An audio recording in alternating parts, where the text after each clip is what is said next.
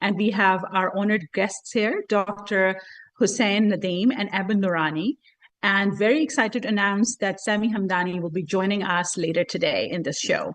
I welcome you all and would like you to type in any questions that you may have during this conversation into our chat box.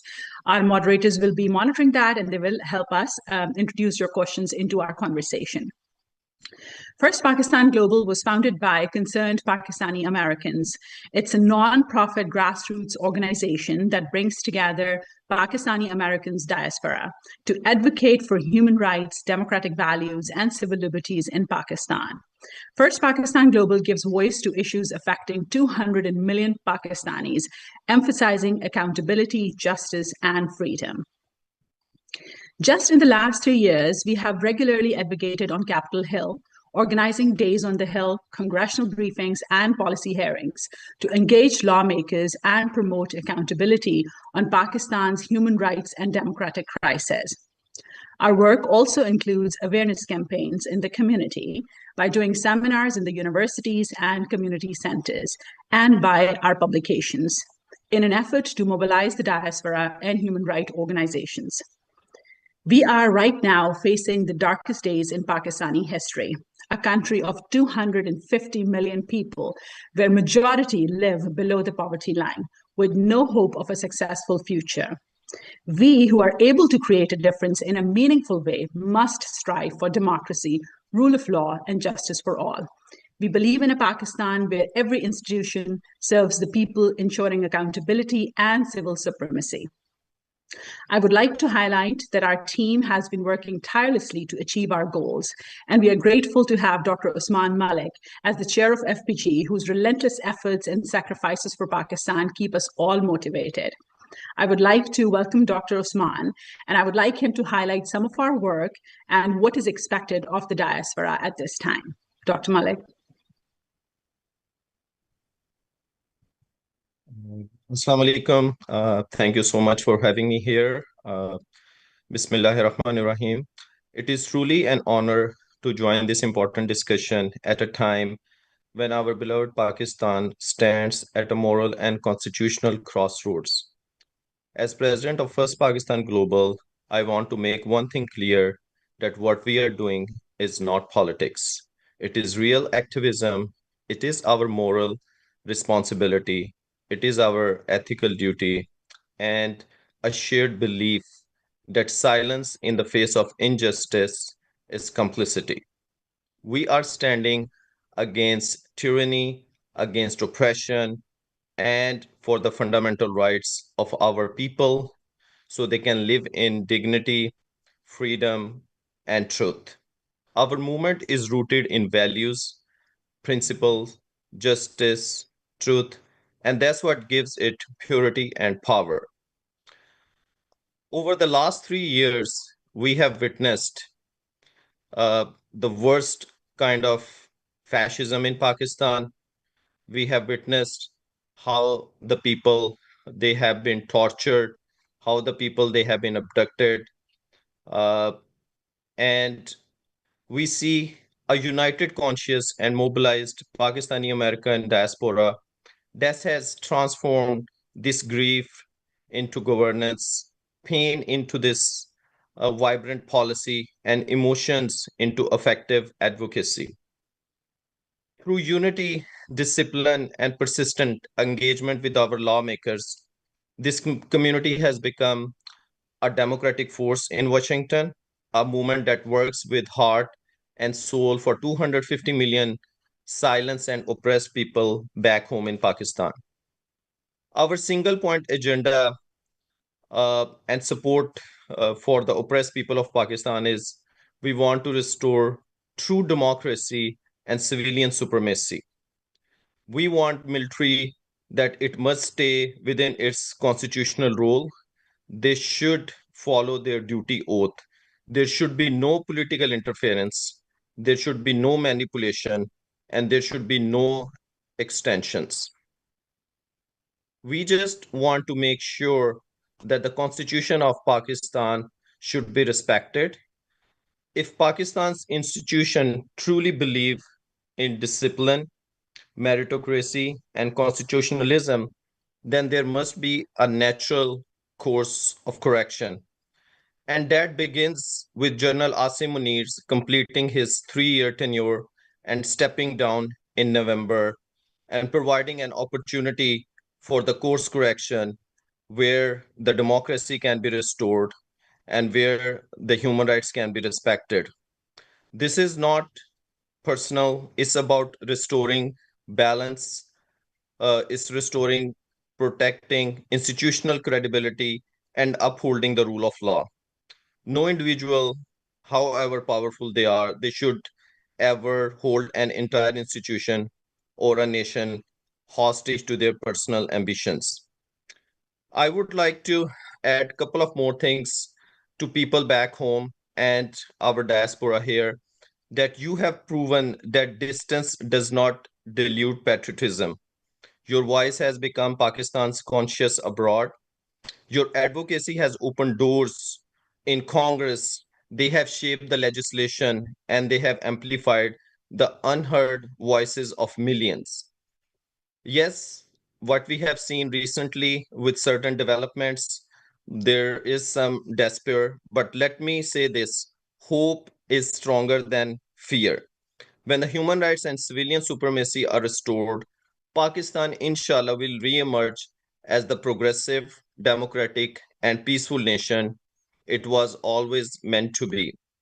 So let's stay united, let's stay focused, inspire each other, and then we just make sure that we bring Pakistan back to its potential.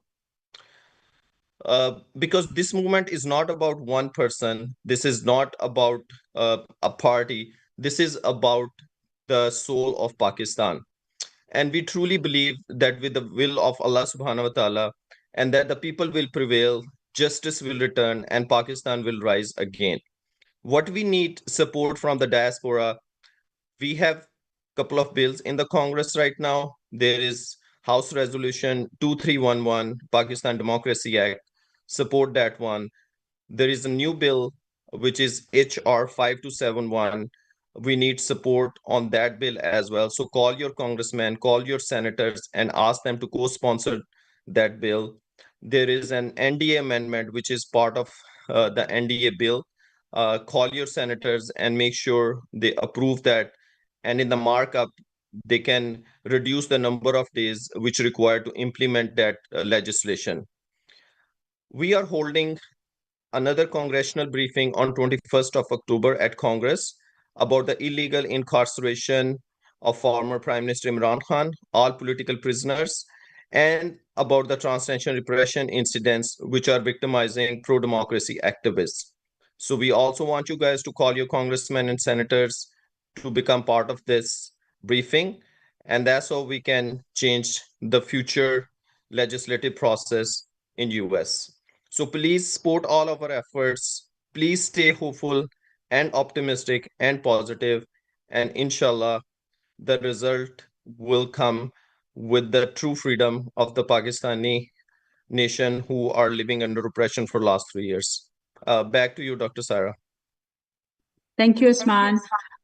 People who are joining us now, I just would like to let you know that we have with us as guests Dr. Hussain Nadim and Mr. Ahmed Noorani, and Mr. Sami Hamdi will be joining us in a few moments. I would like to now introduce our guest speaker, Dr. Hussain Nadim. He works at the intersection of geopolitics and technology. He formerly served in senior roles in policy sector and academia. Welcome, Dr. Nadim. Can you hear me?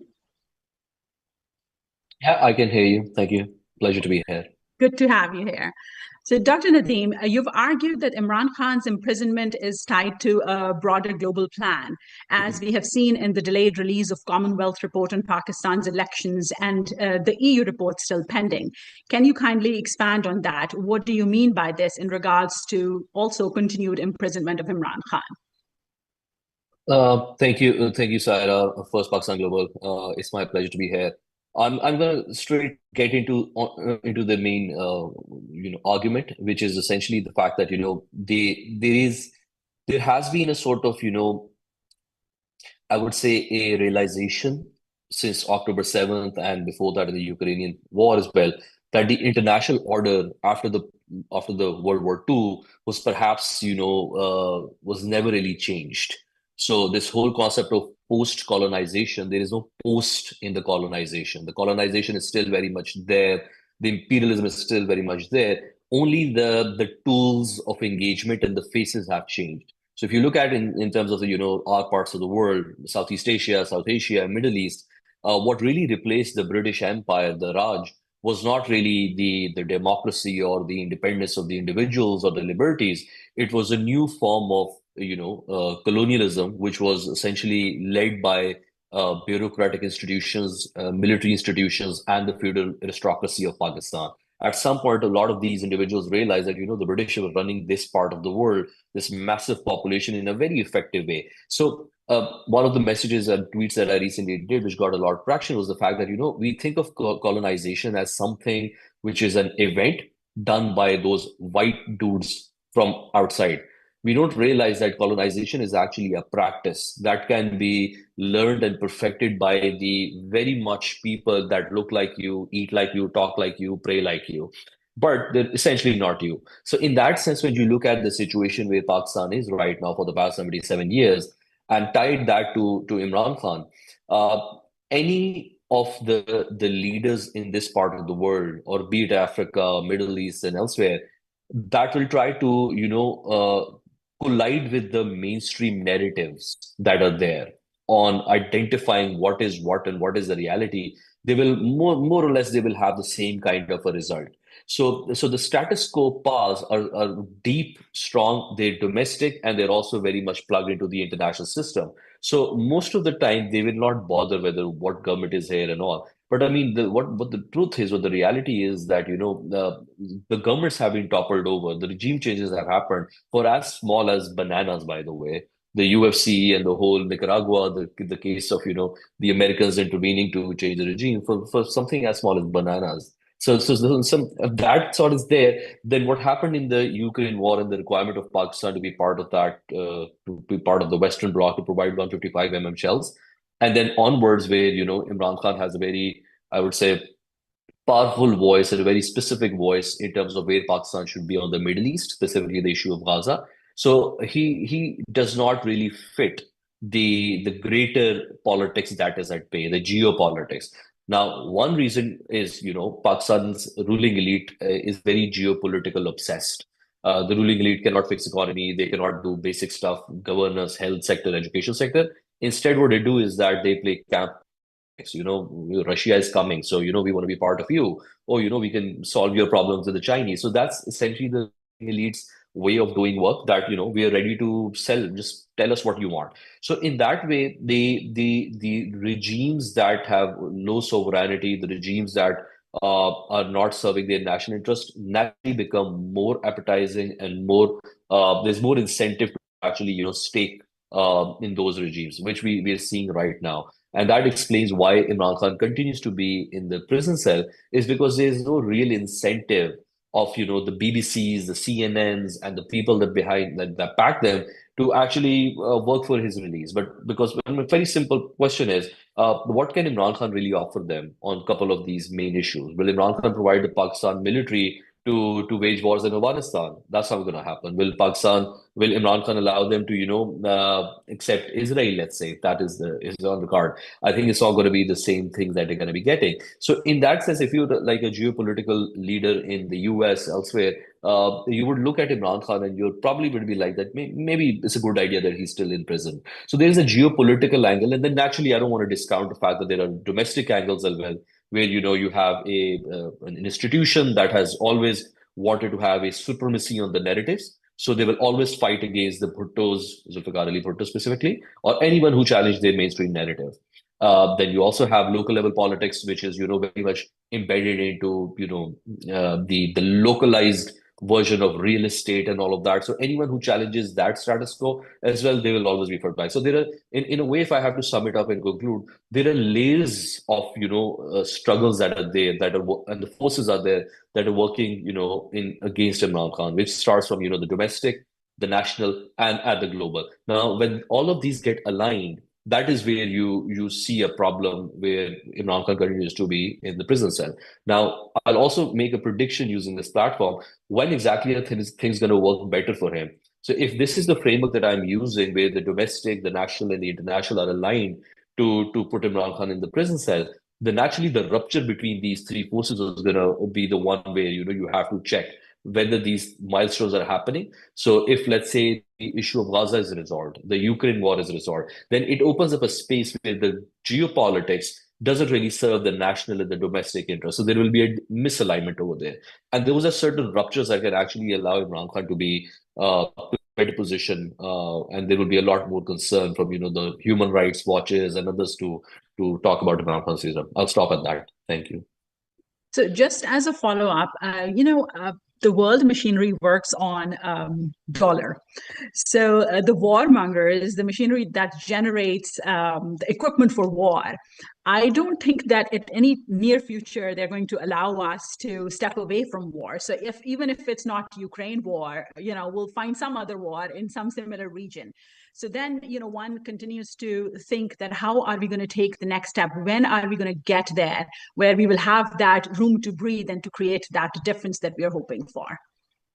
So you rightly pointed out the modern consumption model, commercial capitalist structure that is built is essentially built on never-ending wars. You have a war industry. I mean, back in the days, you would need weapons to fight a war. Now you have weapons, so you have to fight a war now. So the roles have reversed. In that situation, the real thing that changes is really where the war is happening. So it started from Korea, then Vietnam. I'm talking about the post-World War II, Cold War era.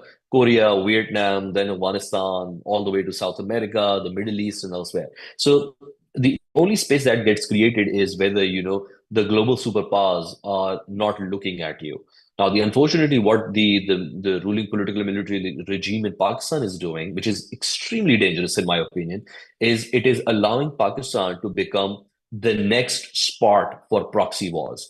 So when you allow the Chinese, which they already are at Gwadar, and you try to give an 80 miles base in Pasni to Americans, you're basically, what are you trying to do is that you're trying to bring in the two forces that now play dirty politics over here. So you're really in a thoughtlessly way. I mean, it's something so bizarre that you're trying to get your country to become a new proxy war, like what we saw in Korea, what we saw it in Vietnam. And if that is what your plan is, 71 was already a result of that. So you try to do the exact same thing all over again by doing this.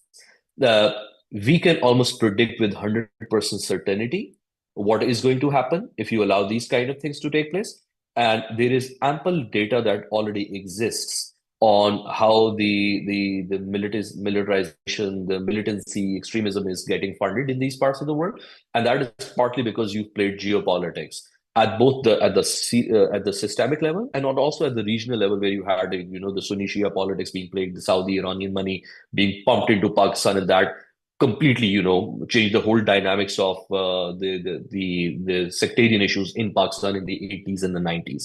Now the same thing you're trying to do at the geopolitical level. So the dollars do matter, but I think the problem over here is not the dollars. The problem really over here is the specific ruling political military elite in Pakistan that is inviting chaos to play inside the country.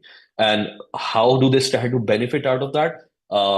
I mean, in most of these countries, we've seen that there is a very short-term financial gain by the ruling political elite till they exit. So the exit strategies where they go, eventually what happened in Afghanistan and elsewhere, it is the exit route. But those countries, they usually don't recover out of the mess, depending on what kind of a mess they leave behind. Well, thank you for that. Our next guest is Mr. Ahmed Noorani. He's a Pakistani investigative journalist who is now based in US because of safety concerns. His work through Fact Focus has exposed military corruption and blasphemy business gangs, sparking national debate in Pakistan. Welcome, Mr. Noorani. Given your deep reporting on the inner workings of military officials, what is your assessment of the recent meetings between the Pakistan's army chief and the White House? And how do you see these things shaping Pakistan's political game going forward? Thank you, First Pakistan Global, for having me. Before I try to answer your question, I think we should first discuss that how all these things started taking place. I mean, how these meetings in the White House took place. What was the background? What was happening before that? And what led the things to this point where we are standing today?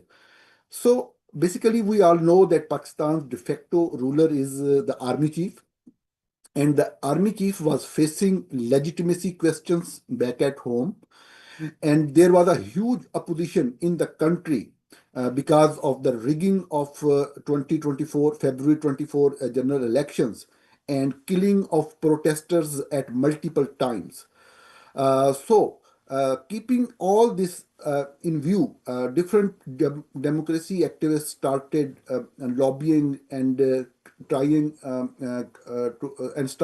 to convince different capitals, like in United Kingdom, like in United States. They started convincing politicians and the governments to stand with the people of Pakistan and oppose whatever happening in Pakistan. In this situation, Pakistani army generals began quietly making inroads into Washington, especially around President Trump and his family. And how they did so? It was being done by using different, you can say, military channels as well as some informal channels. Pakistan army understood one very basic thing, very critical thing, that regardless of our disagreements with President Trump about his political or social views, we all agree that he is a good businessman, and at present, for the last few months, he is eyeing the rare earth minerals in almost every country of the world. So, Pakistani generals approached President Trump and his administration with a very clear pitch: we can give you access to significant deposits of the rare earth minerals in the province of Khyber Pakhtunkhwa and the province of Balochistan. So this was a very important thing. This was something Trump and his people, the people around him, were eyeing for. And we all know that only yesterday we have read reporting that Pakistani army generals have also floated an idea that they have asked the United States to construct a port in the Pisni area of Balochistan. Something is very interesting. What happened in Pakistan after this was reported? Different journalists who are considered very close to ISPR approached those journalists and told them a different story on the same issue. So different journalists started in a way denying, or some started that something is happening, but nobody was coming with a clear line. Today, Pakistani newspaper have published a story that the news about construction of a military base, a naval base in Pakistan are incorrect. So basically, we all know there was no news about a naval base. The news was about a port which would be used for transportation of the mines and minerals. And most importantly, even according to these reports, it was not the Trump administration which asked the Pakistan that it wants to construct some kind of port in Pakistan. It was the Pakistani army or the clever generals of Pakistani army which floated this idea that America should come there and construct a port. So the military is effectively trying to sell whatever it can, and then using friendly journalists to present it as present it to the public that major foreign investment is coming to Pakistan. We all know that whenever any companies are coming in a country to extract these kind of mines and minerals for taking them abroad, it can never be termed a foreign investment by any means. So, when we ask how the White House meetings will shape Pakistan's politics, the answer is clear. This is about the military leadership trying to secure external backing to maintain domestic control. This is a one-liner answer to your question that why these meetings are happening. Basically, they want to please the American administration. They want to please the Trump administration.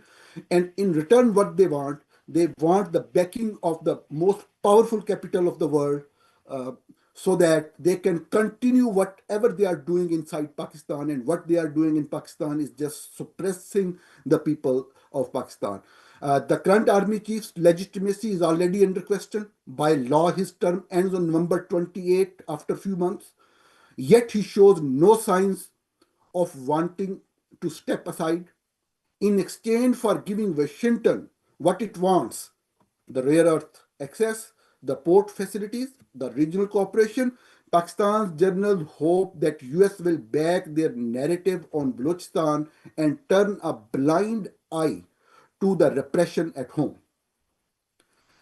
If this succeeds, the military leadership will further suppress the political opponents, especially the movements like Pakistan Tehreek-e-Insaf, and will crush all form of dissent, including the freedom of media and the voices of marginalized communities, like in Balochistan. It will further suppress the true representative of the people of Balochistan, like Dr. Mahran Baloch, which, by the way, is already in jail. Ultimately, I think this is the end game.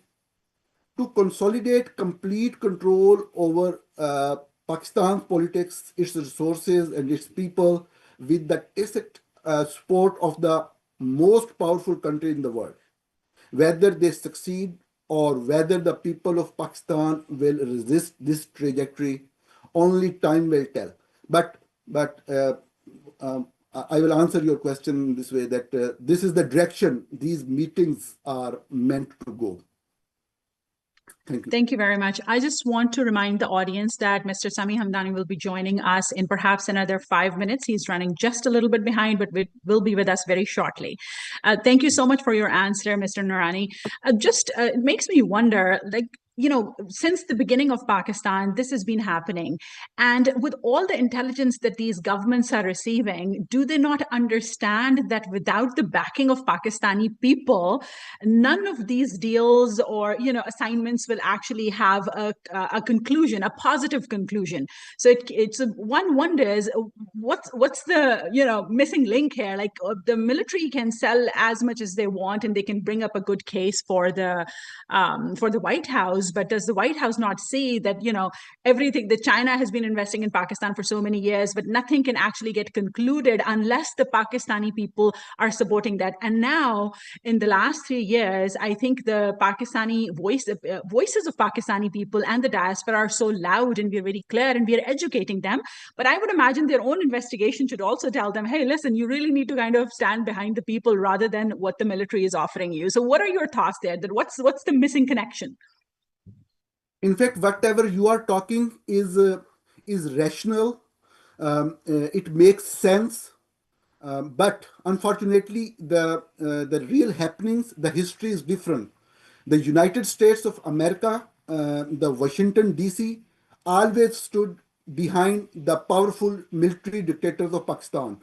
The Washington enjoyed the best of the relationships with Islamabad whenever there was a military dictator there. We know that. I always quote this thing, that in the whole history of 78 years, only at 5 times a US president visited Pakistan. And we all know that all these 5 visits of the United States president were during the martial law regimes. This is number one. Number two is something which the American professors used to tell us whenever we try to question their views about the democracy principles which they taught us. But when we ask them these questions, these political science professors always used to tell us that, this is something different, this is something bookish. The real thing, when the diplomacy comes in, the real thing is the national interest, the interest of a country at that time. So every country serves its interests. Like in case of America and India, whatever America is willing to have from India, we like the Modi government or not, whatever Modi government or the New Delhi is doing by keeping the basic or the national interest of India. They are thinking with the angle that what is the best for the people of India. Here in case of Pakistan, the situation is entirely different. So our generals have just one motive. They just want to prolong their rule.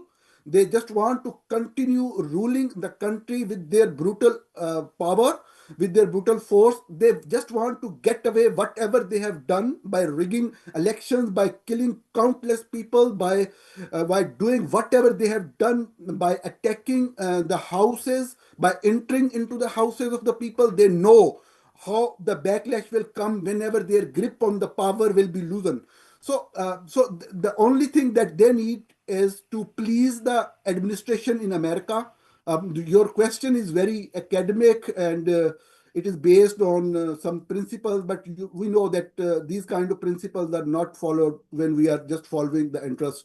But one last sentence is, whatever America is doing in its national interest, and whatever Pakistani government or Pakistani generals are doing for their personal interests. Well, thank you.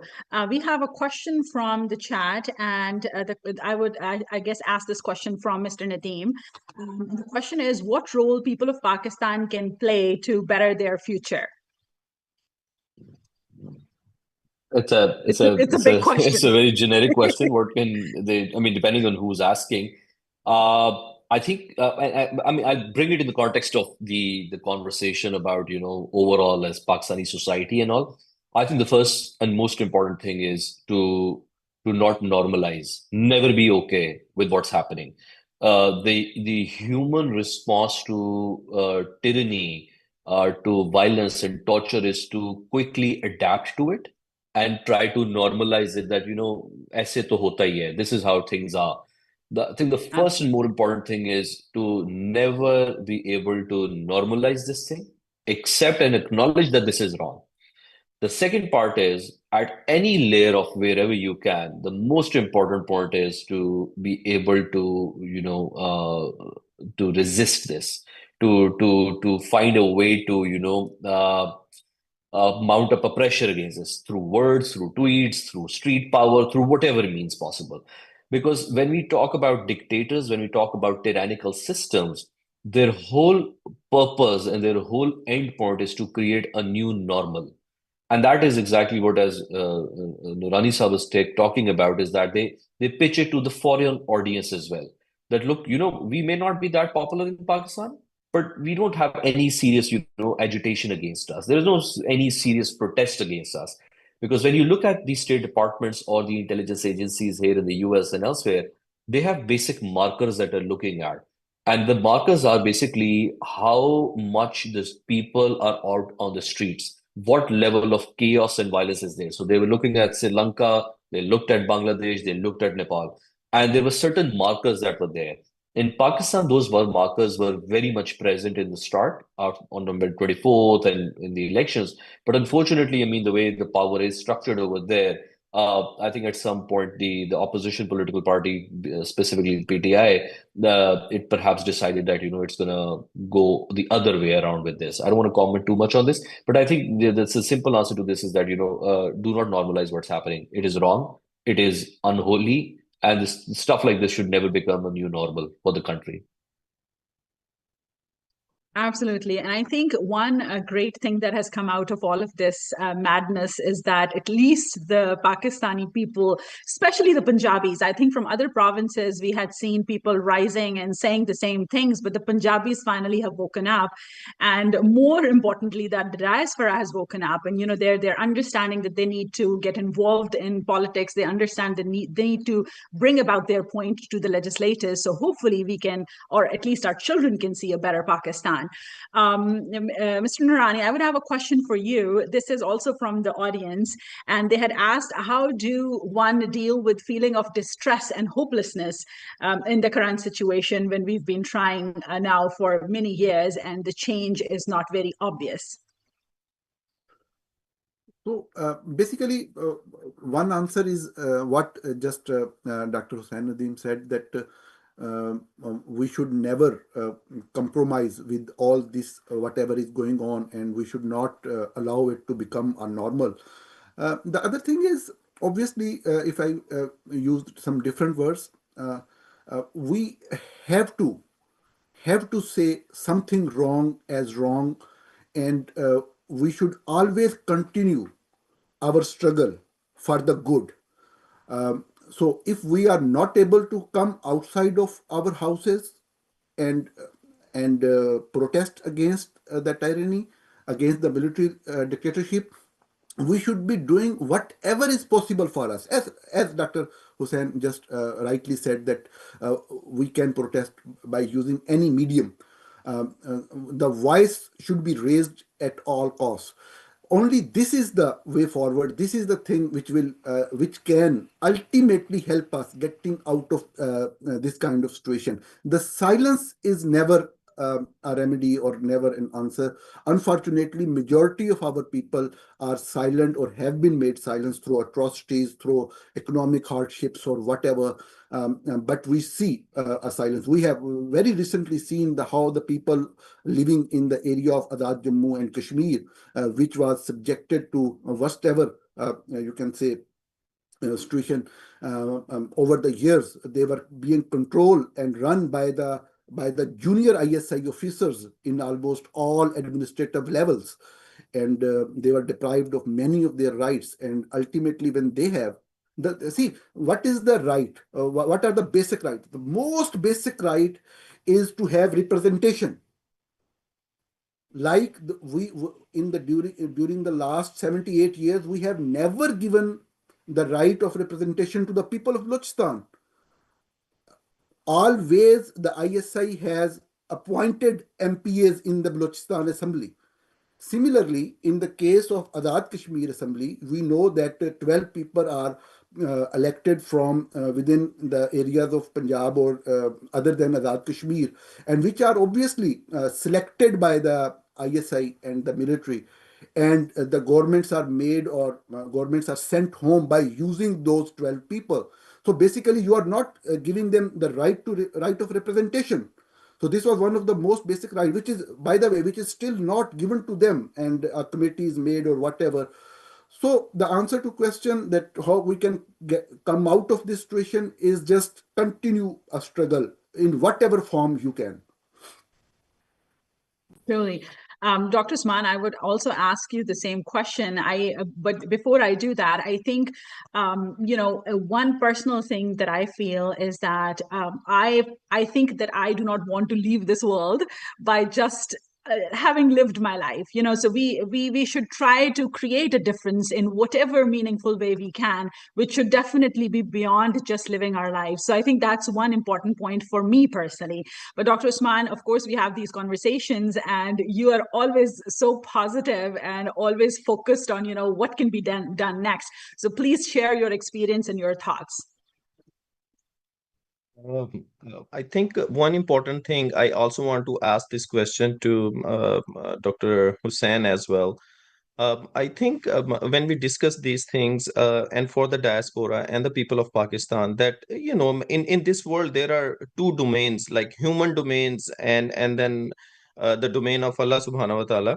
So our domain is the domain of effort, struggle, striving constantly. If you are trying and if you're working hard, you will never lose if you're working for any kind of movement. So the results will come from Allah subhanahu wa ta'ala. And then we just have to sometimes be patient. The results won't come overnight.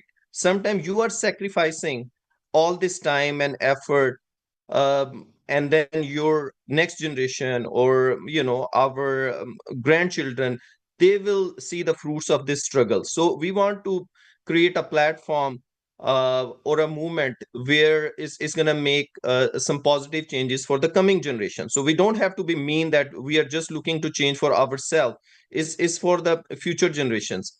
One important thing I want to ask you guys, in Pakistan studies, we always have been brainwashed that, in Pakistan, we only have one institution which is disciplined, which is organized, and rest of all civilian institutions, they are a mess. There is no meritocracy. They cannot perform.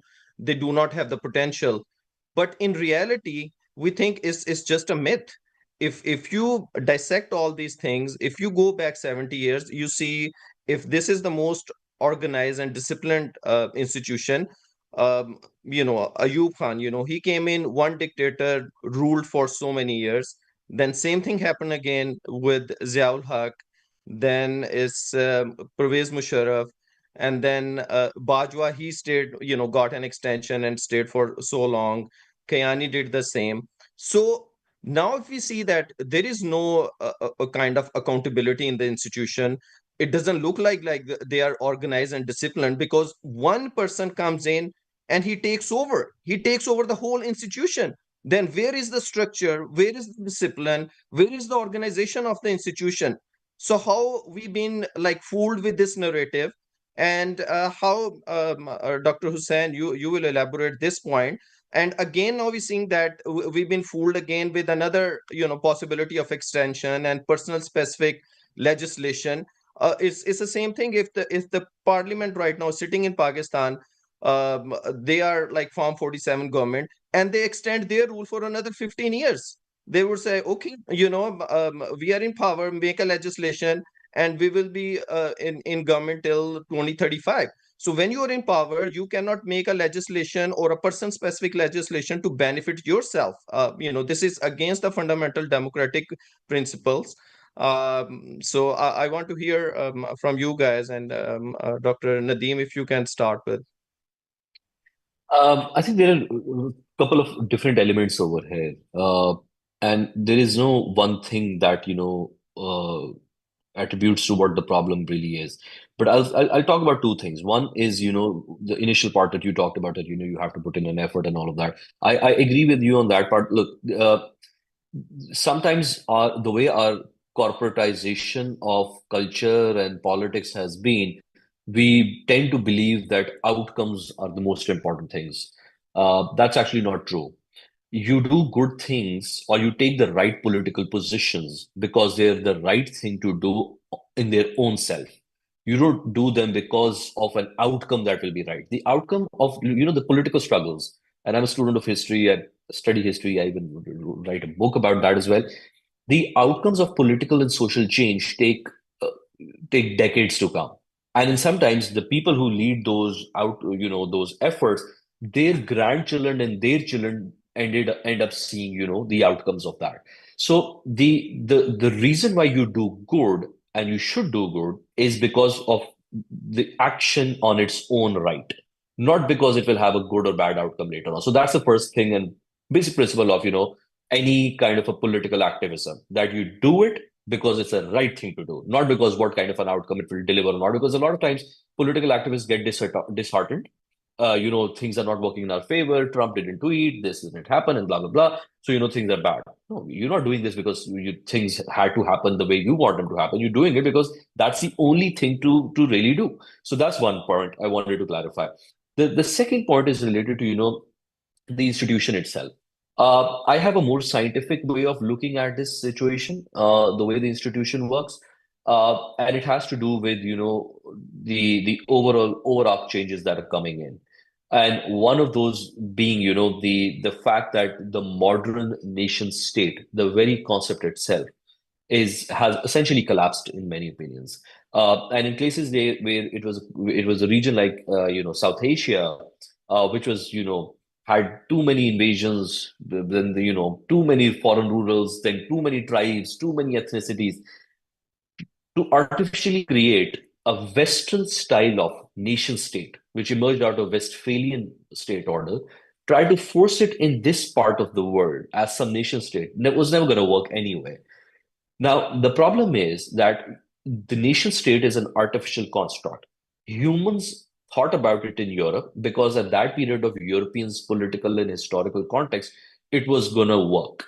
But when you try to implant that and force it into other parts of the world, the problem is it starts to create new kind of monsters that take forever to then to fight.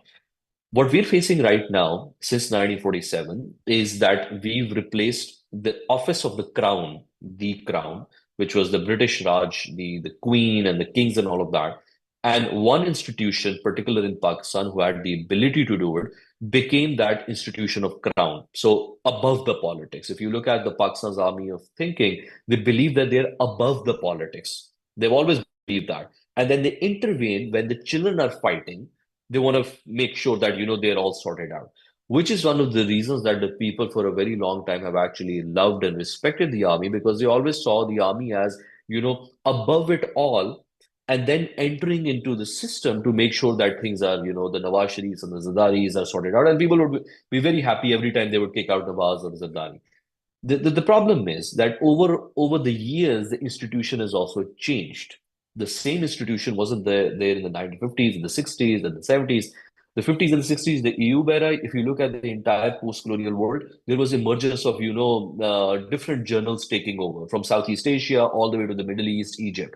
These, charismatic leaders from the military were coming in, taking over and trying to run the countries or rule the countries in most cases, as we saw. Now, what has really happened is something else. You have to understand this, because this is at the heart of it. In the 80s and the 90s, there has been the corporatization, and Aisha Siddiqa has written an excellent book on that, Military Inc., one of the best books that is out there. There's the corporatization of the military units itself. So from a fighting force, it has now become a commercial empire. It has become what, the East India Company initially was meant to be, the internal colonizer of a sort, and I've written about that. Now, in that case, what really happens is that the military cannot separate itself as an institution, a business, or as a military force. And in that inability to separate itself, one arm of the military is essentially cutting the other arm of the military. Every time a military dictator takes over, before he damages Pakistan or the law, he damages his own institution first. The oath itself, the institutional hierarchy. There is a huge, huge impact that the military as an institution has to face every time the military dictator comes in. The appointments, from the appointments, the meritocracy, everything is damaged. So the first damage is to his own institution, where the real challenge should actually be coming from, because that is where the first damage is. The second part is where all the other state institutions become sort of like, second fiddle to that, one man, not institution, one man. So the judiciary, the election commissions, and all of that, now they are essentially redundant. The parliament is redundant. The third part then is where all these institutions that were meant to serve the public, now they're also hostage to one individual. Now he can make rare earth dealings. He can provide drone bases to the Americans. He can, provide a military base to the Chinese. Anything then becomes part of the deal. So there is a whole, I would say, a total collapse of the state and institution. Now, it's interesting because this kind of worked in the 80s, even in 2000, this kind of worked with General Musharraf era. But in 2025, where the global changes because of AI, blockchain, and technology are changing, they're already putting such a huge stressor on the concept of nation state, where people are getting connected from India, Pakistan, Vietnam, Thailand all together. But somehow the nation state itself is such an elephant in the room. When a dictator tries to take over in these circumstances, and this is something that I've been talking about, that in these circumstances, this can essentially lead to a complete breakdown of the union. So the Balochistan, the KP, the Sindh, and Punjab. If you look at one small thing, and I run a tech company, and we follow these things, the sheer volume of province-based or racial-based content in Pakistan has skyrocketed. The Punjabis versus Pathans, the Sindhis versus Punjabis, highest level of policy, and all the way to the ground, this deeply polarizing narrative based on racial divides. I mean, we already knew that the sectarian divide was there, the Sunni, the Shia, Barelvis, etc., that was there. We suffer from that already. But there is a new opening up of ethnic lines as well, which is now going up. These are all the markers of where the state is heading. So the problem that you're suggesting on the military as an institution and all of that, look, it's an institution, and the institution over the time period, they go through serious kind of I would say rot over the period if they don't undertake reforms. And this is an institution that has not done the right kind of learning over the period, from a Ayub era to Yahya era to Musharraf to Ziaul Haq and all. The learning was never there. And because of that, it's in a free fall. The problem now is that small institution, which was supposed to be part of the country, has overgrown to a size that it is become a country on its own. And the people are now, somewhere in the sidelines. When the institution goes down, the entire country goes down. Now, this is something that they didn't do it by, I wouldn't say they would have designed it or they wouldn't have thought about it. But the problem is when you overgrow yourself in a state, there is a reason why there are institutions in the state that, even if one institution collapses, there are like multiple institutions that can, continue to take the country forward with no impact. But when one institution gets an oversized role, the office of the army chief becomes so powerful that when anything will happen to that institution, the whole country will suffer to that. Now, this goes against the basic principles of governance. And what I don't think the military establishment realizes, it is that it has constrained itself to a position in isolation against the wall where they don't have any options, which is one of the reasons there is the desperation is high. They're ready to sell anything that can keep them in the office. The common sense has collapsed. The decision making that should be there isn't there. These are all the signs of not the power. I mean, I find a lot of analysts on Pakistan talking about how powerful this current system is, the regime is. These are all the signs of very deep weaknesses and in a kind of a semi-state of collapse.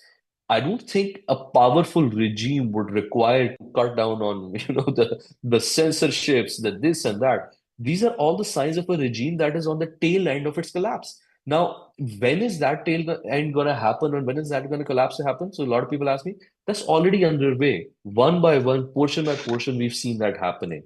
So I'll rest my case on that. Oh, thank you very much, Dr. Ahmed. Well, I'm very excited that Mr. Sami Hamdi is here with us. He is the managing director at the International Entrust, a global risk and intelligence outfit. He has deep insights into political developments around the globe and is known for his passionate and engaging ways to bring insight to complex global events in a way that can connect. Great to have you here, Sami. Thank you very much for having me. Thank you. We are also joined here by our other guests, Dr. Hussain and Mr. Ahmed Noorani, who's an investigative journalist from Pakistan. Mr. Sami, so first and foremost, thank you so much for being here today.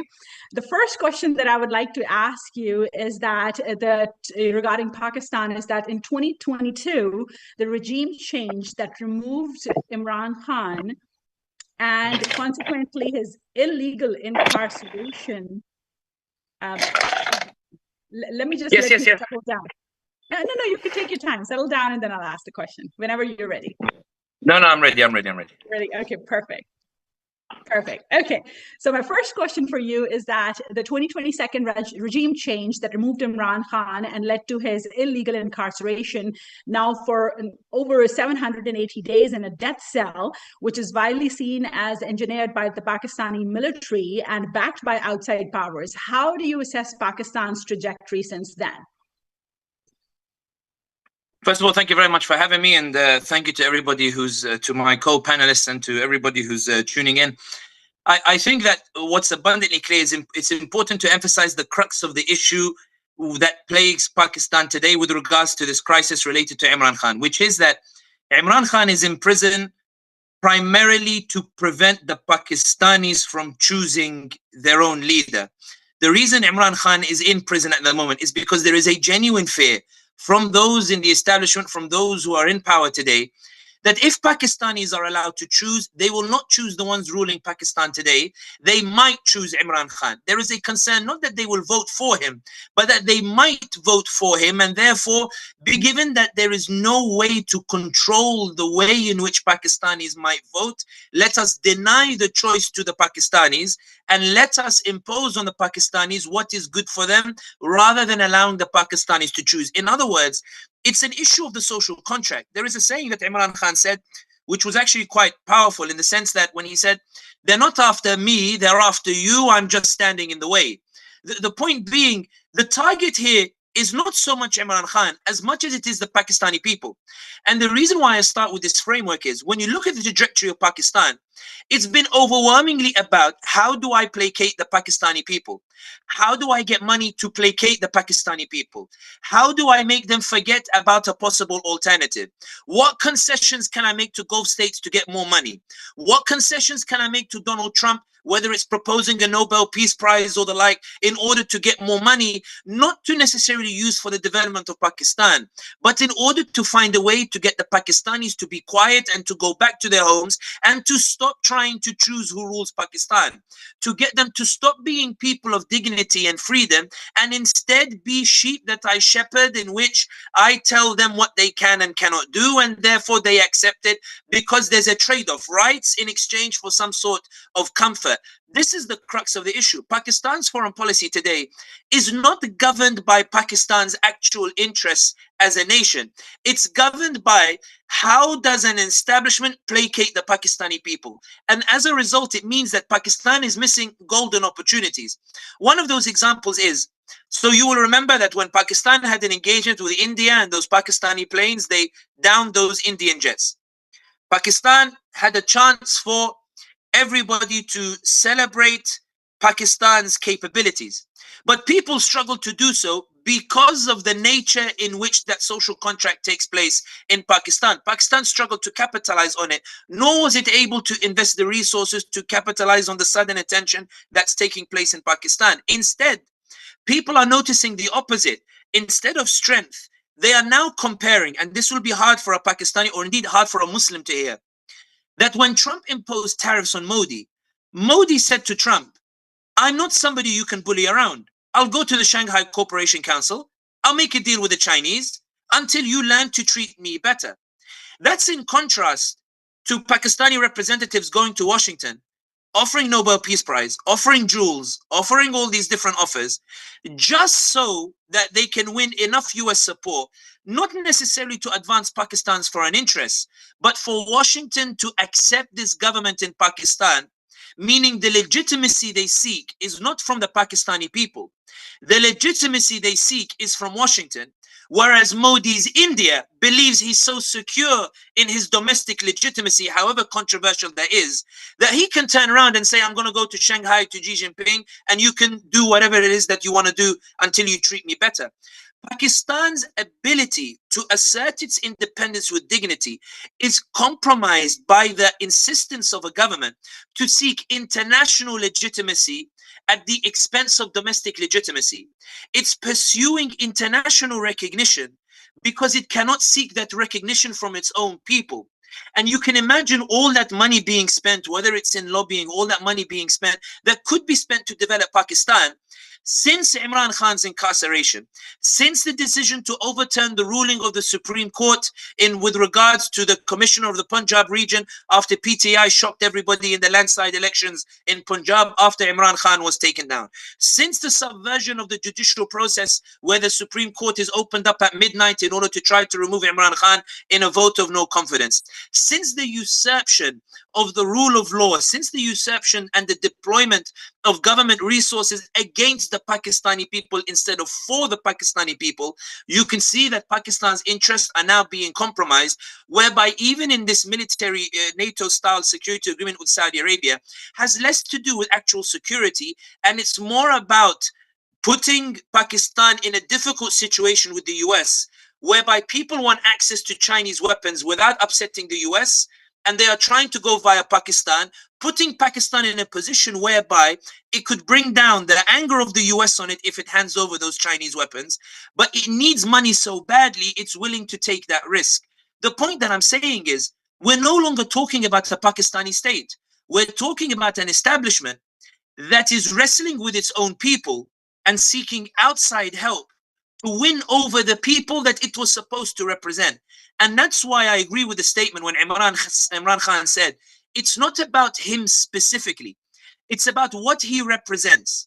The establishment felt that if Pakistanis are going to freely choose Imran Khan, instead of somebody we want, we put Imran Khan in prison. It's not about him specifically. It's over our dead bodies, will we ever allow a Pakistani citizen to believe that they have the power to choose who rules over them? Thank you. Thank you for that. My next very important question is that General Asim Munir's team is set to end, his term is set to end in November of 2025, yet it appears that he's maneuvering for an extension.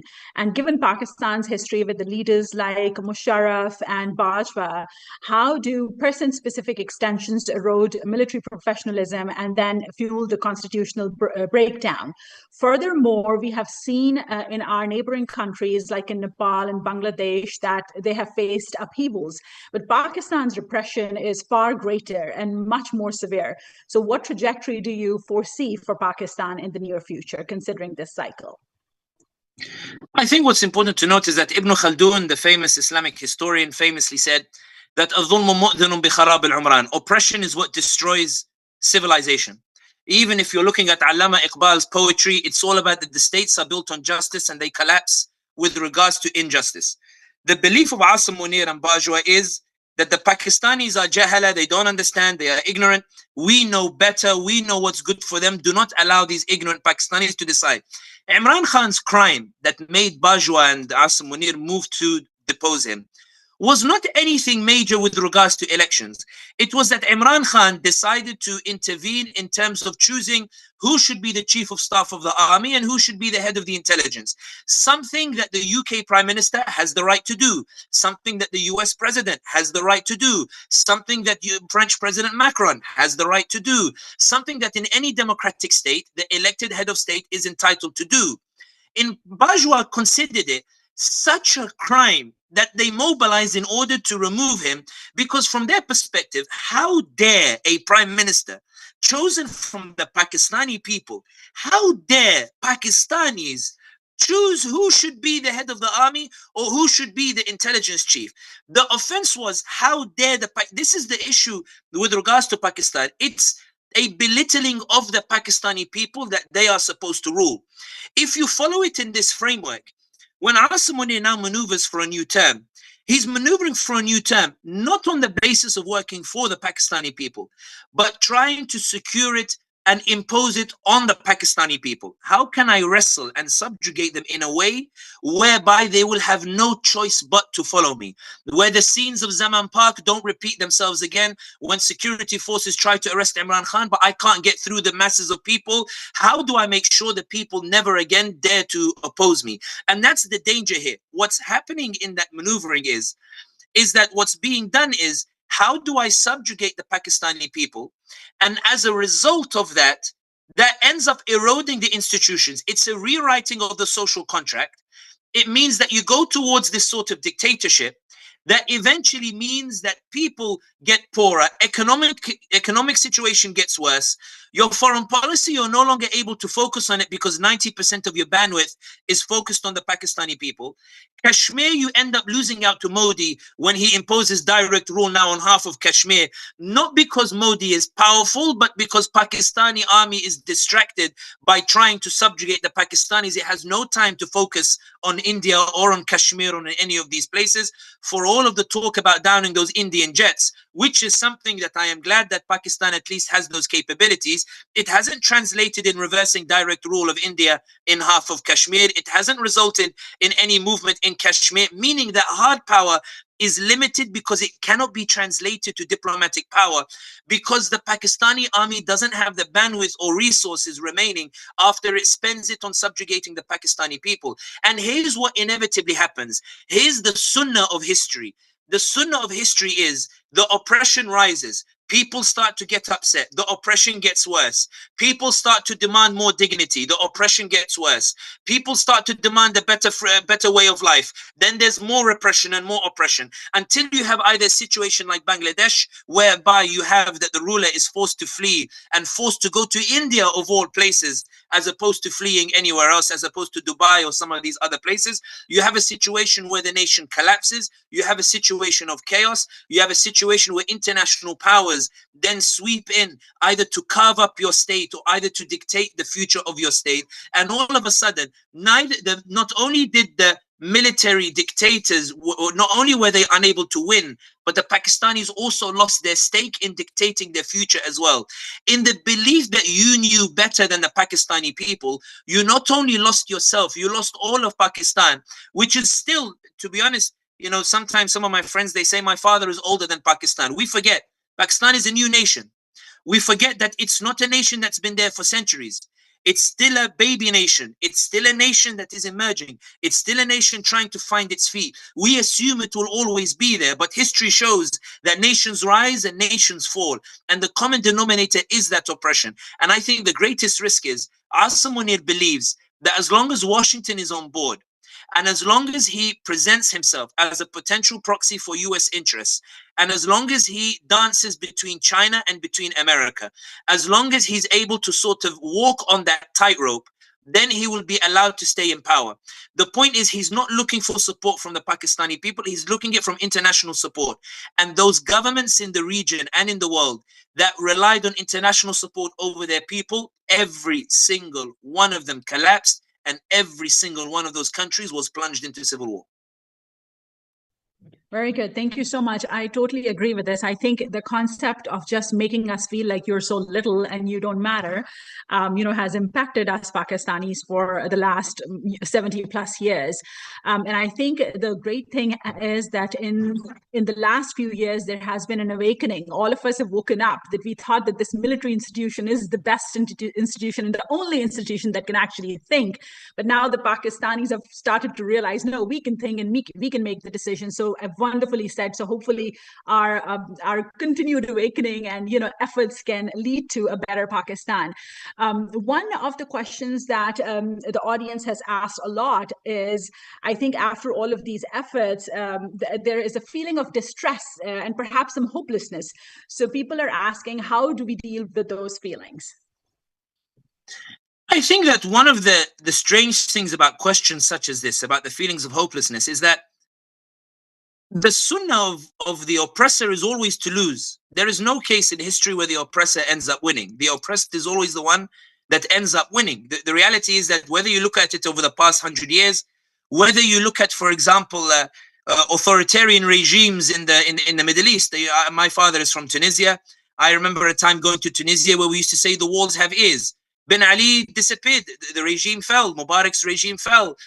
Assad's regime fell. Yes, there is chaos, but chaos is the inevitability of oppression. But the point I want to make here is those who believed they would last forever, those who believed they could win with their oppression, they disappeared, they're gone. And this is not examples from, the 632 AD with the Prophet Muhammad sallallahu alaihi wasallam.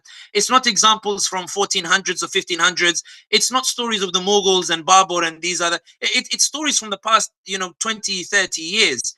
The reality is that as long as this struggle continues, it's inevitable for the oppressor to lose. I actually think that this argument, and this is, I want to flip the question the other way.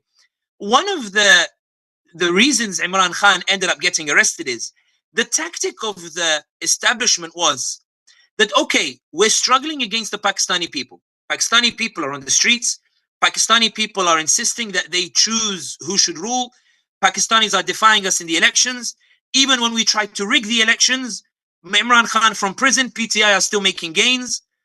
In the local elections in Punjab and these areas, they're winning landslides. When we try to impose our own, head of the High Commission, the Supreme Court is ruling against us. Judges are wavering. International sympathy for Imran Khan and the like. But the tactics of the establishment was that what they needed was patience. The establishment said, and this is my view, that we know the Pakistani people. That, okay, they're angry today. They're engaged today. They're raising their voices today. They're protesting today. They're talking about it today. But we know the Pakistanis. We know there are people who will get tired. We know they like to say Pakistan Zindabad. But we know that it's more Pakistan and I'm exhausted. We know that we can just wait for them. They'll get tired in Zaman Park. They'll get bored. They'll start feeling despair. They'll start feeling frustration.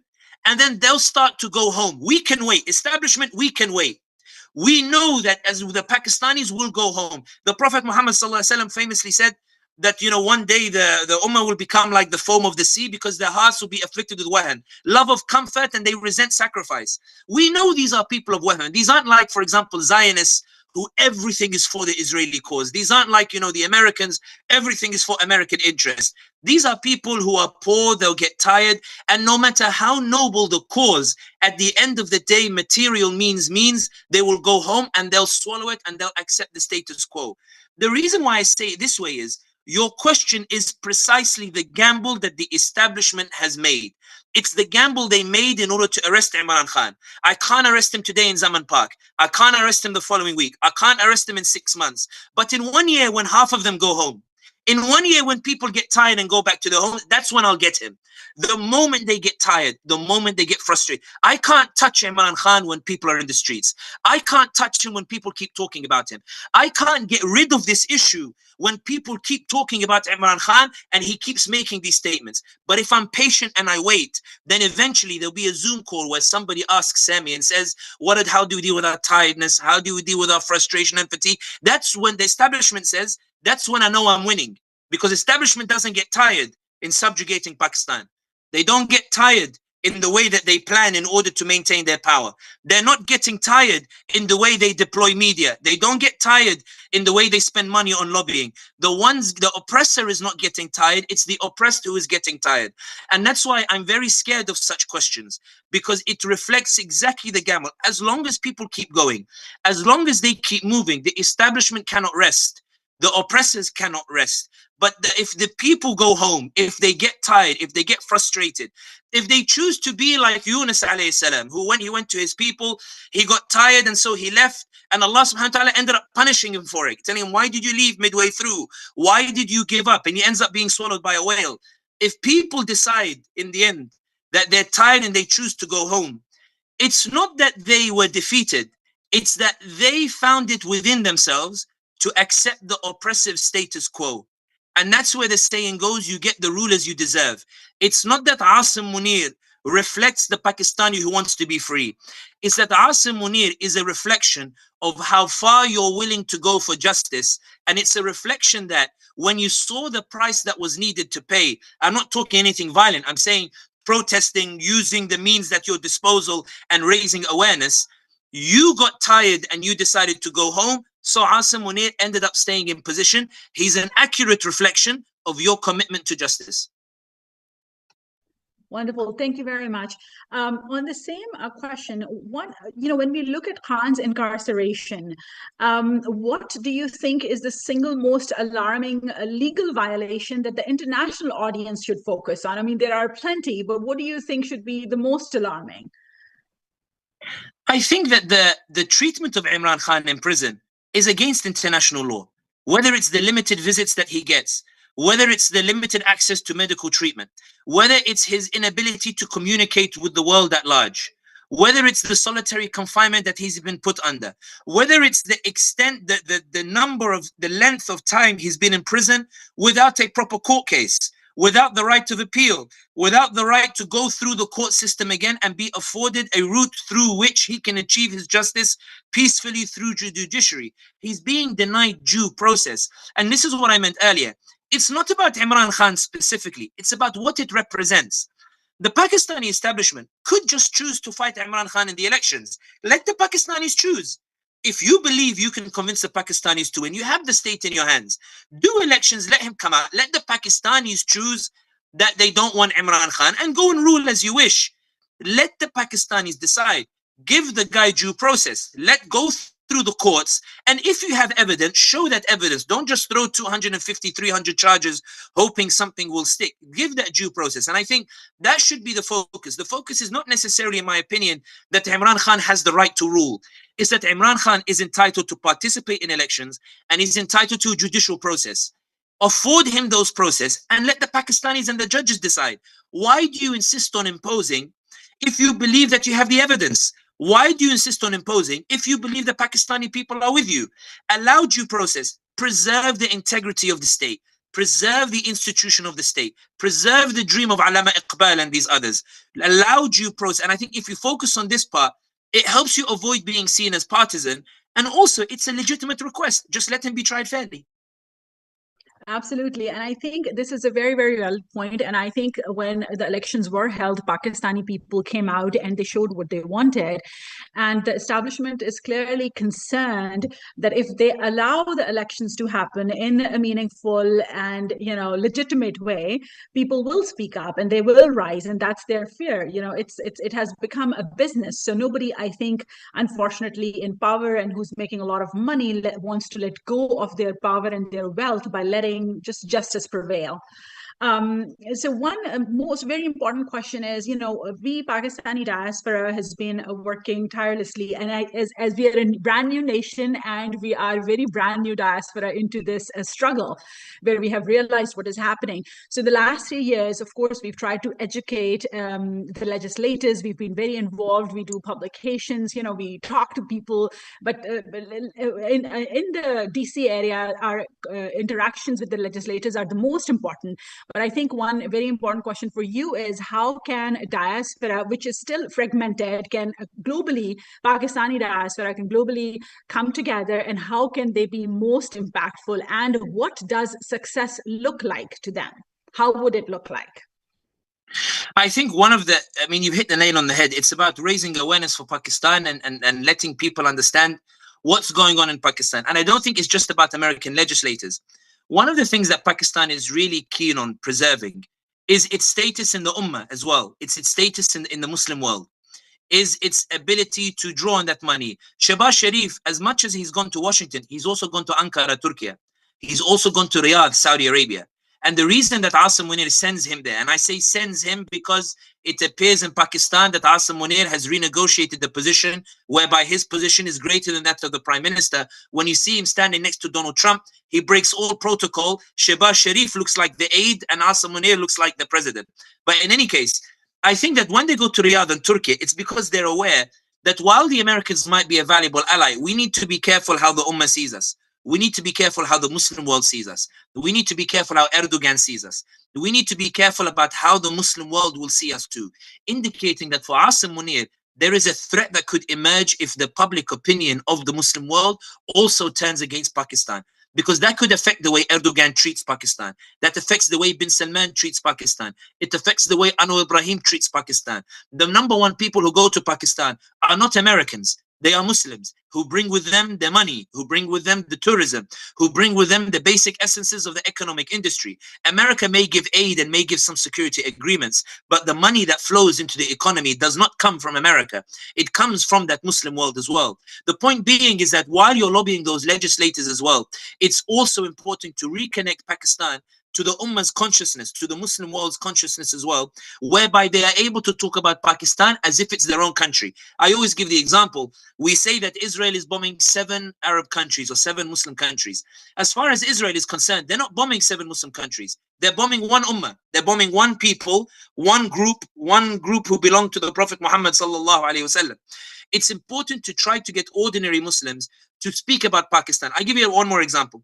When Modi's aide insulted the wife of the Prophet Muhammad sallallahu alaihi wasallam, Aisha, and there was an outrage in the Muslim world, and Modi ended up, suspending the official and made an unprecedented statement where he said BJP respects all religions. BJP had never said that before, because there was concern about boycotts in Kuwait, boycotts in Oman, boycotts in the Gulf states, boycotts from the Muslim world. Modi genuinely panicked and began to scramble in order to try to find some sort of alternatives. It was unfortunate that the UAE then helped to bail him out later on and invited Modi. But the point is, even for Modi, this public opinion is very powerful and has the impact to affect one of the largest economies in the world. So imagine how it can affect something like Pakistan. I'm not saying they should hurt Pakistan. I'm saying if you can get these levers that Asim Munir is clearly worried about, Turkey, Saudi Arabia, these ones as well, then I think what ends up happening is you might be able to force the establishment to adapt to that changing public opinion. And that could be something as simple as either keep talking about the narratives on social media, talking to different gatherings about the relevance of Imran Khan, not just to Pakistan, but also to the wider Muslim world and beyond. Somebody like me, for example, never interested in Pakistan pre-Imran Khan. I knew about it, but not something that... And then you, as a Muslim in the West, you see in the United Nations, there's a guy, he's talking, he gives a phenomenal speech, And you're thinking, wait a minute, this guy knows how to talk to the Western world. He knows how to represent the Muslim world. He's expanding trade ties with Turkey, with Malaysia, with Indonesia, with the Muslim world. Now he's starting to exert some sort of independence. Suddenly he's talking about an identity that resonates with all of us. Suddenly everybody wants to take a flight to Islamabad and go to Hunza Valley just to go and see it. Why? Because he's made it something that we are connected to. And because we are connected to it, we care about it. Because we care about it, we bring our money to it. Because we bring our money to it, we improve the economy with it. Because we improve the economy with it, Pakistan gets stronger with it. Because Pakistan gets stronger with it, it's able to stand on its own 2 feet. When it's able to stand on its own 2 feet, it's no longer dancing between China and America. It's sitting on the same table as China and America. And that's why I argue that just as important as it is to lobby legislators in Washington and beyond, it's also important to win the battle of public opinion, not just in Pakistan, but outside Pakistan. There's a reason Shehbaz Sharif, after they toppled Imran Khan, why he rushed to Ankara. He rushed to Ankara because he saw in Erdogan some sort of Muslim legitimacy. When Muslims were saying that Imran Khan gives some sort of izzat, gives some sort of pride to the identity, Shehbaz Sharif wanted to be seen next to Erdogan so that Muslims would say, if Erdogan is with him, then Shehbaz must be okay. He sought that legitimacy from him. When he went to Saudi Arabia to go and see Mohammed bin Salman, Imran Khan had famously done his Umrah and had gone bare feet. A picture that everybody had seen and said, look at the humility before Allah subhanahu wa ta'ala. Shehbaz Sharif said, I need to go and do this too, because I need to show this public opinion that Imran Khan, okay, you might have liked the way he speaks, but I'm also somebody that you know that you should support. If they value that public opinion, then Pakistani should also address that public opinion, because in my opinion, that could potentially be far more potent than just relying on Western capitals. Wonderful. Mr. Sami, how much more time do you have so we can ask our questions accordingly? Go ahead. 5-10 minutes. If you need longer, no problem. Perfect, perfect. Mr. Noorani, do you have a question? Yes. First of all, I am very pleased to listen to Mr. Sami Hamdi. I never knew that he has this much insight on about Pakistani issues. I'm very happy to listen to him. My question is about the recent developments which are taking place. In fact, I have a few questions in my mind, but he has spoken in so much detail that he has covered so many of those points. Sami, have you seen these meetings in the White House and the interest of America in rare earth minerals in Pakistan? How Pakistan Army is presenting everything to different international companies without proper process of law. I mean, there were attempts made to make new legislation in province Khyber Pakhtunkhwa, but that attempt was foiled because there was a lot of resistance from different people. How do you see how this will proceed? If America will succeed, the international companies will succeed in doing all this activity there, extracting all these rare earth minerals, and where this will end, what Pakistan will benefit and how America will benefit? I think one of the dangerous gambles that Asim Munir is making in Pakistan is the assumption that if he hands over as much of Pakistan's resources as possible, either to Saudi Arabia or to America or the like, then that international support will be worth it because he will be able to stay in power. The problem with that logic is, if you think about Ukraine, they're in a war with Russia. They had the support of the Americans. No matter what Ukraine offered the Americans, Trump still went and started talking to Putin and pushing the Ukrainians into trying to make a deal with Putin. All of that investment in Donald Trump or in America did not end up paying off. America ends up acting as a superpower. It's not going to do favors for necessarily these smaller states. You see, for example, the relation with India. Modi was ready to sign trade deals with the Americans or the like, but when the Americans saw those trade deals and those concessions, they saw weakness. They didn't see strength. They decided to proceed accordingly. They imposed tariffs and Modi was forced to reverse course. I think the dangerous thing of what's happening in Pakistan is the concessions that are being made, whether it's in the minerals, whether it's in the economic deals, they're not being made because Pakistan benefits. They're being made to secure Asim Munir. In other words, the country is being sold off for the preservation and future of one man in power.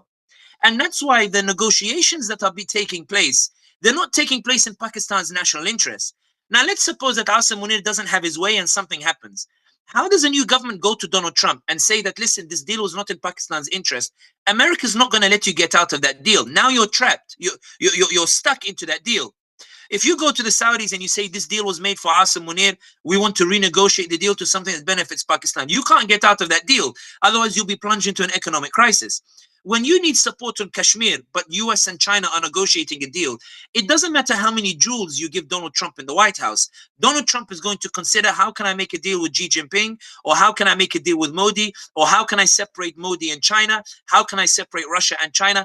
Pakistan doesn't have that leverage to be able to do so. And that's the terrifying thing about Shehbaz Sharif and Asim Munir's visit to Washington. It's that the negotiations taking place are not about making Pakistan stronger. It's about going to the White House and saying to the Pakistani people, look, Trump is sitting next to me. You guys have no choice but to accept me. This is the way that I'm going to come to power. And the Pakistani is left in a situation whereby the country is being sold off and they have no ability to prevent it.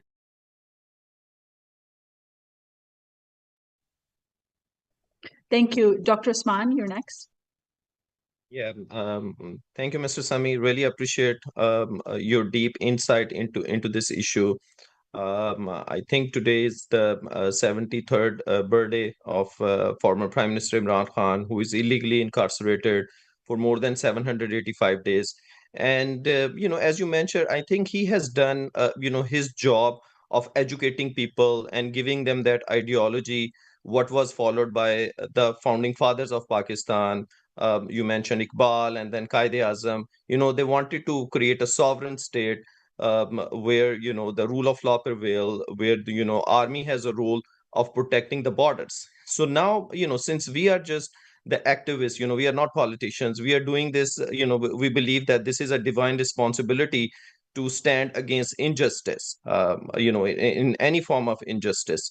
So since we don't have any political mileage to get from this kind of thing, we are standing on the right side of history. We are standing with truth and justice. We saw what happened in 1971. We were not born at that time when the Pakistan got disintegrated and the Bangladesh got separated. We see the same kind of script is kind of in progress again right now. The mandate is not respected. The political the mandate or the leadership, they've been in jail. Extreme kind of torture on the pro-democracy and pro-human rights activists. The people, they are being treated like slaves. If I think if you are a democratic sovereign country, the basic fundamental right is if you can speak. If the people cannot speak, if you don't have access to Twitter, you cannot make any statement, or if you do any, you will be picked up. You see how the courts, they've been kind of under control. The journalists, they've been exiled. All those kind of atrocities. So what do you think? What is the way forward? Where the people get that hope that they can bring a change in the society, where the people can think of the reforms. I think the unchecked power of the military is the main elephant in the room. So and when the people like us, who are overseas and who wants to work for the motherland, for Pakistan, then the people, when they raise voices, since in Pakistan people cannot raise voice, so what happens? They've been labeled as digital terrorist. They've been labeled as anti-state people doing activities. So how you see that, how this paradigm shift can address where the people of Pakistan, the 250 million people of Pakistan who are the real state and stakeholders, they can get their due rights back according to their constitution and rule of law? I think one of the things that is worth noting is, look at what the Pakistani establishment is trying to prevent. They are trying to prevent voices from reaching the Pakistani people. You'll remember the journalist who fled to Kenya and mysteriously died in a car crash. You will remember that some PTI officials were kidnapped for 2 weeks, and then 2 weeks later they were dragged in front of TV channels, and then they made claims, Imran Khan ordered me to go on May 9th and go and burn military installations. Everybody could see how unsophisticated it was. The idea is someone being kidnapped 2 weeks and then popping up on TV. Pakistani people could see, nobody would believe these testimonies. They knew that it was orchestrated. Question marks were raised over journalists who were being killed, the other journalists being detained and disappearing when they came out of prison with white hair and they were unable to speak. The reason why the establishment is doing it is because there's something terrifying about the voice of justice and righteousness. And that's why I think those diaspora who are outside, I think there needs to be an appreciation of this. The ability to be able to speak freely and to keep this cause alive and be able to speak to the Pakistani people. There's a reason why social media every now and then gets shut down in Pakistan. Who are the establishment trying to prevent the link between? It's between those who are speaking about righteousness and justice and the Pakistani people. In other words, the establishment believes that that is a very effective route that might lead to change and reform within Pakistan itself, that threatens the interest of the establishment, that is against the interests of the Pakistani people. So I think the simple answer would be that it's important to keep raising awareness and to keep talking about these issues. It's important to show the Pakistanis what's happening. It's important to highlight the essence and the crux of what's happening, which is why when I said in the beginning that the issue has less to do with Imran Khan and more to do with the Pakistani people. This is a war by the establishment on the Pakistani people itself. This is the establishment saying that Pakistan was not established for the Pakistani people. It was established for us, and we decide what to do with the state.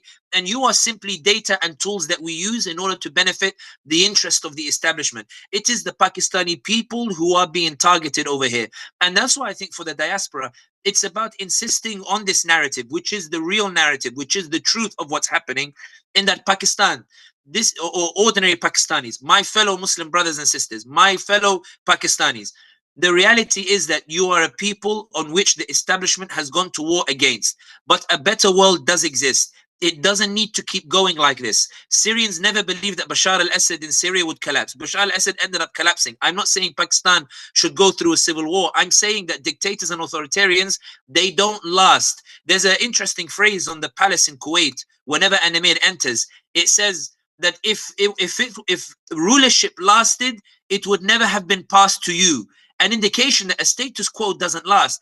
Pakistan today is not Pakistan of yesterday. Pakistan today is still talking about the possibility of a free Pakistan. That's because of what Imran Khan and what his followers and those Pakistanis who strive for justice have been able to speak about. I think the duty of the diaspora is to be the voice of the Pakistani that is unable to express that voice within Pakistan. And I think that the establishment is deeply concerned that even if they subjugate the entire people of Pakistan inside Pakistan, if those people continue to hear those voices, there's always the risk that something can happen.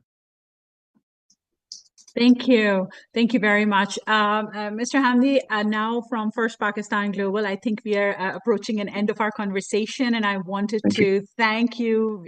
You've been great. It was amazing to have you on board.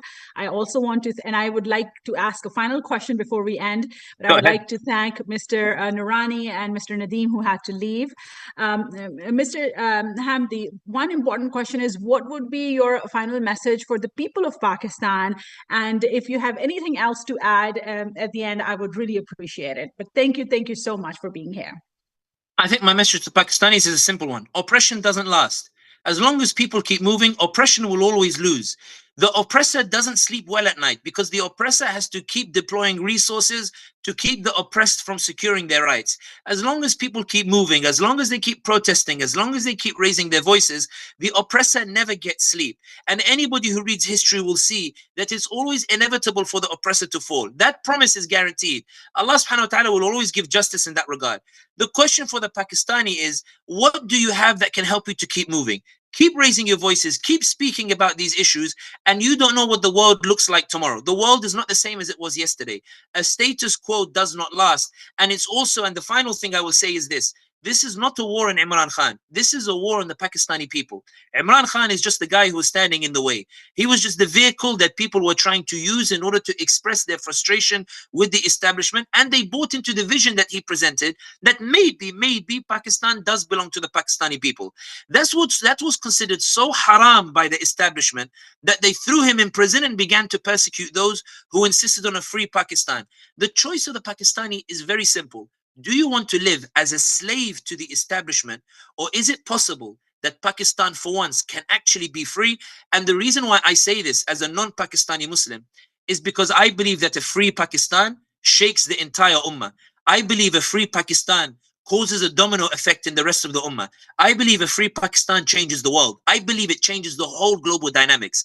I believe it changes the superpower dynamics. I believe the nuclear power of Pakistan that is free gives hope to Muslims everywhere and makes those states and starts that domino effect. I have a vested interest in Pakistanis being free. That's the way Allah created all of us. And that's why I don't want people to hear my message as if I'm a guest who's coming in and just commenting on an issue. I have a vested interest as your brother in your freedom. I want to see the freedom of Pakistan, because if Pakistan is free, then inshallah the rest of us are. Inshallah. Thank you so much. Thank you, everybody. Thank you. Thank you.